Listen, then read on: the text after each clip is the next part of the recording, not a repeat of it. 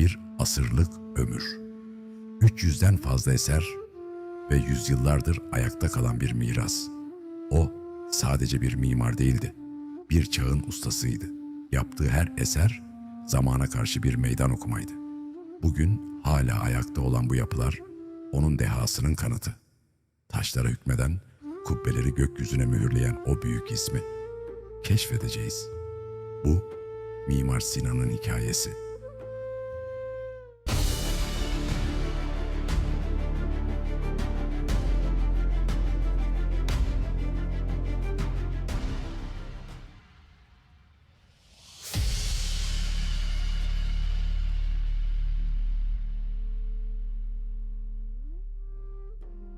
Mimar Sinan, Mimar Sinan Ağa ya da halk arasında bilinen adıyla Koca Mimar Sinan, Osmanlı İmparatorluğu'nun en güçlü dönemlerinde yaşamış ve dünya mimarlık tarihinin en önemli isimlerinden biri olarak kabul edilmiştir. Onun eserleri yalnızca birer yapı değil, aynı zamanda bir medeniyetin teknik gücünü ve estetik anlayışını yansıtan kalıcı anıtlardır. Mimar Sinan'ın 1490 yılı civarında Kayseri'nin Ağırnaz köyünde dünyaya geldiği rivayet edilir. Anadolu'nun taş mimarisiyle iç içe büyüyen Sinan'ın çocukluk yılları, ileride geliştireceği mühendislik ve mimarlık anlayışının temelini oluşturmuştur. Yavuz Sultan Selim döneminde başlatılan Anadolu'dan devşirme toplama sistemi kapsamında yaklaşık 22 yaşlarındayken devşirilerek İstanbul'a getirildiği kabul edilir. Zeki, güçlü ve yetenekli yapısı sayesinde seçilen Sinan, dönemin önemli eğitim merkezlerinden biri olan Acemi Oğlanlar Ocağı'na yerleştirilmiştir. Burada sadece askerlik eğitimi almamış, aynı zamanda dönemin teknik ve zanaat bilgileriyle de yetiştirilmiştir. Özellikle dülgerlik, ahşap ve yapı ustalığı öğrenmiş, taş ve ahşap işçiliği üzerinde deneyim kazanmıştır. Bu süreçte su yolları, köprüler ve kemer sistemlerine ilgi duymaya başlamış, mimariye karşı güçlü bir eğilim geliştirmiştir. Ayrıca dönemin önemli mimar ve ustalarının yanında çalışma fırsatı bularak yapı tekniklerini yerinde öğrenmiştir. Bu yıllar onun mimarlık kariyerinin ilk temel basamağı olmuştur. 1514 yılında gerçekleşen Çaldıran Seferi, ardından 1516 ile 1520 yılları arasında düzenlenen Mısır seferleri, onun askeri kariyerinin başlangıcını oluşturur. İstanbul'a döndükten sonra Yeniçeri Ocağı'na alınmıştır.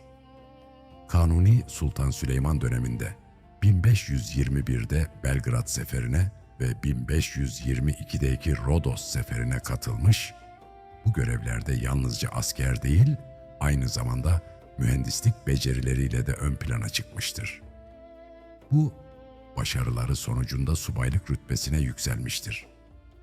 Daha sonra katıldığı Mohaç Seferi, başta olmak üzere birçok askeri harekatta görev almış, özellikle lojistik ve mühendislik alanındaki yetenekleriyle dikkat çekmiştir. En dikkat çekici başarısı ise Bağdat Seferi sırasında gerçekleşmiştir. Van Gölü üzerinde orduyu taşıyacak şekilde 3 geminin inşa edilmesini sağlamış ve bu olağanüstü mühendislik başarısı sayesinde Haseki unvanını kazanmıştır. 1536 yılında Prut Irmağı üzerinde inşa ettiği köprü, onun mimarlık dehasını ortaya çıkaran önemli eserlerden biri olmuştur. Bu yapı sayesinde devlet erkanının dikkatini çekmiş ve kısa sürede mimarlık alanında daha büyük sorumluluklar verilmiştir. 1539 yılında ünlü mimar Acem Ali'nin vefatı üzerine Osmanlı Sarayı'nın baş mimarı, hassa baş mimarı olarak atanmıştır. Bu görev, Osmanlı'daki tüm büyük yapı projelerinin sorumluluğunu üstlenmek anlamına geliyordu. 3 padişah döneminde Osmanlı'nın en güçlü dönemine denk gelen bir süreçte görev yapmıştır. Kanuni Sultan Süleyman II. Selim, 3. Murat dönemlerinde başmimarlık yapmıştır. Bu uzun görev süresi boyunca yalnızca İstanbul'da değil, Osmanlı İmparatorluğu'nun dört bir yanında camiler, köprüler, su kemerleri, medreseler, külliyeler ve sosyal yapılar inşa etmiştir. Mimar Sinan, Osmanlı mimarisini yalnızca geliştirmemiş, aynı zamanda ona sistematik bir düzen kazandırmıştır. Yapılarını planlarken sadece estetik değil, aynı zamanda dayanıklılık, işlevsellik ve şehir düzeni gibi unsurları da dikkate almıştır.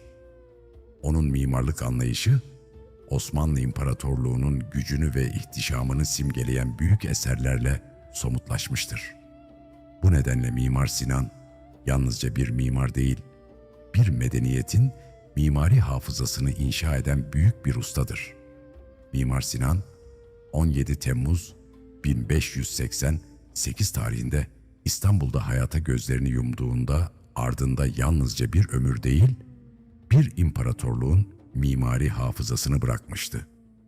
Onun ölümü bir mimarın sonu değil, taşla yazılmış bir medeniyetin kalıcı hale gelmesiydi.